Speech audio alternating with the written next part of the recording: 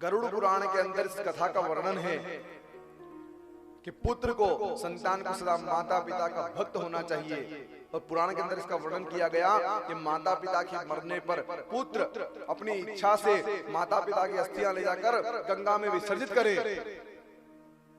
तो माता पिता का पुनः इस लोक में आवागमन बंद हो जाता है, मोक्ष प्राप्त करते हैं।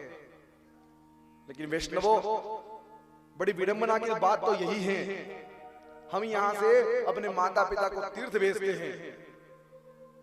तीर्थ में जब कोई माता पिता की मृत्यु हो जाए ना, उसके शव को लेकर पुनः वापस अपने घर लाते हैं, यहाँ जलाते हैं और यहाँ जलाने के बाद में उसकी राख को लेकर पुनः वहां जाते हैं।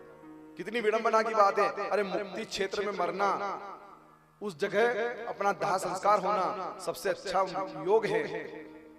लेकिन पुराने लोग कह गए ना कि जहां का मुर्दा वहीं जलता है, भाई जहां उत्पन्न हुए ना वहीं जलते हैं।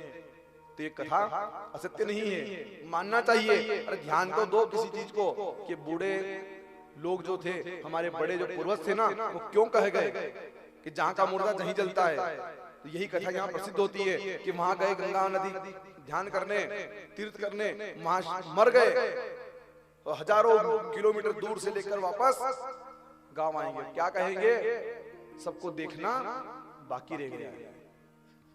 क्या कहते हैं? सबको देखना बाकी रह गया, आखिरी बार मुख देख ले। अरे मरे हो क्या मुख देखना? जीवित अवस्था में जिसने जिसका मुख नहीं देखा, मरने के बाद मुख दिखाकर क्या करोगे?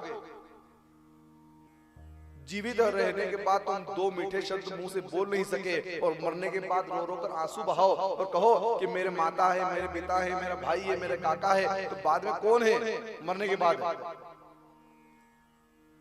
तो भगवान ने ही कहा कि चाहो तो क्या मुक्ति हो जाए। कहां पर? गंगा के धाम पर, गंगा के किनारे पर, ऐसी पवित्र नदियों के सरमुख सानिध्य में मरने से मोक्ष गति प्राप्त होती है। विडंबना की बात कि हम उन्हें मुख दिखाने के लिए पुनः उस पवित्र तीर्थ ले जाकर के शमशान भूमि जलाते हैं। लोग धारणा करते हैं कि मेरे प्राण कहां निकले? भगवान के श्री धाम में निकले। यही ध्यान करना चाहिए कि भगवान जब भी हमारे प्राण निकले ना, तो आपकी चरण सन्निधि के अंदर निकले। इसलिए सदा ध्यान करना चाहिए, मनन करना चाहिए, भगवान हमारा मुक्ति आपके चरणों में हो।